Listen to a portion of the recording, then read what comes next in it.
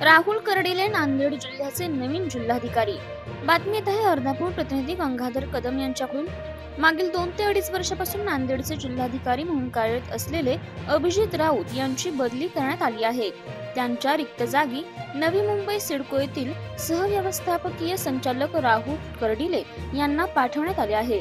राज्याच्या अपर मुख्य सचिव सेवा व्ही राधा यांनी राज्यातील 13 IAS अधिकाऱ्यांच्या बदल्या केल्या आहेत। राज्याच्या सामान्य प्रशासन विभागाअंतर्गत भारतीय प्रशासकीय सेवेतील अधिकाऱ्यांच्या बदल्या करण्यात आलेल्या आहेत। यामध्ये नांदेडचे जिल्हाधिकारी अभिजित राऊत यांची बदली छत्रपती संभाजीनगर येथील वस्तू व कर सेवा विभागाचे सह आयुक्त म्हणून करण्यात आलेली आहे।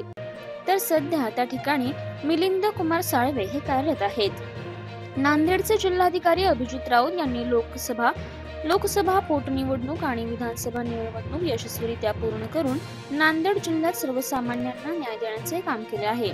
अभिजित राऊत यांच्या जागी नांदेडचे नवीन जिल्हाधिकारी म्हणून नवी मुंबई सिडको येथील सहव्यवस्थापकीय संचालक राहुल कर्डिले यांची नियुक्ती करण्यात आलेली आहे। सर्वसामान्यांना न्याय मिळवून देणारे हक्काचे चॅनल DSP न्यूज लाईव्ह।